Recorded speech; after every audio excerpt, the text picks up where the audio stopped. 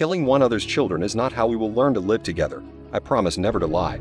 I will never provide false information. I promise never to undermine the trust any of you placed in me. And I will never shy away from a contentious topic. Unfortunately, things that begin in California tend to spread. I've had lustful glances at several ladies. I've often committed adultery in my heart. God pardons me because He knows I will do this. Human rights are not a creation of America. America was, in a way, created by human rights. We are no longer a democracy.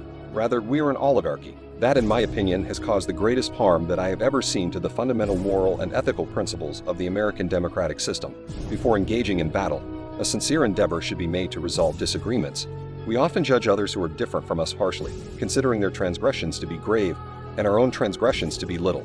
Since human rights are fundamental to our sense of national identity, they are the cornerstone of our foreign policy. The Cold War presented a challenge to me when I was in the White House.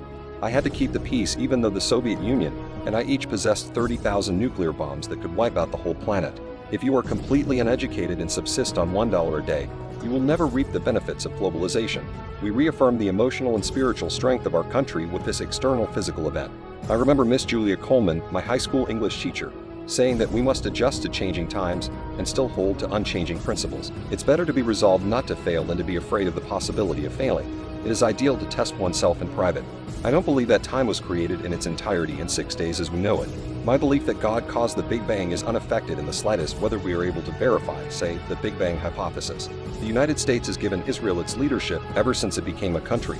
All presidents throughout history, including myself, Bill Clinton, Gerald Ford, and George W. Bush Sr., have handled this honestly and impartially. Having served as President of the United States, I have made the most use of my status and power.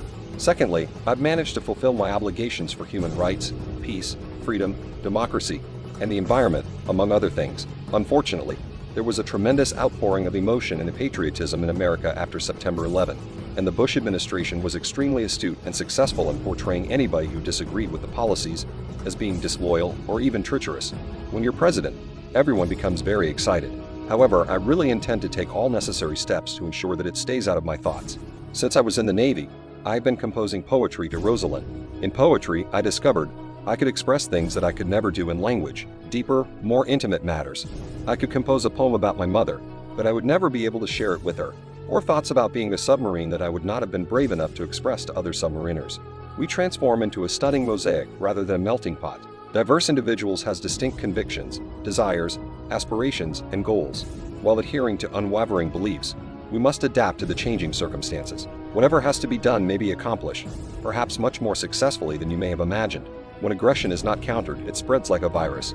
We cannot be the world's foremost provider of armaments of mass destruction and the world's foremost advocate for peace. I frequently long to take a swing with my problems, but I can't get my wife to join me.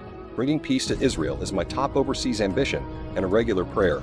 Damage to Israel's neighbors in the process. You eventually go for the lowest common denominator of human accomplishment if you're afraid of upsetting anybody. It is against fundamental human rights to select out any certain group of individuals for secondary citizenship status. As if Christ were arriving this afternoon, that is how we should conduct ourselves. Showing the world that our democratic system is one that should be emulated is the greatest approach to promote freedom in other countries. Democracy is an experience that is infinitely varied, ever-changing, sometimes stormy, and all the more important for having been put to the test by hardship. This is similar to life itself. I make no claims to be an expert in theology. My experience and the teachings found in the Bible account for the majority of my understanding. We condense my 45 minutes of instruction each Sunday at home into one page for the new book, through the ear with, secular and religious alike. The more extreme views draw the following. It doesn't become a crusade where you're either right or wrong, good or evil, with us or against us if you are moderate in any way, whether it be about abortion, gun control, or your religious beliefs.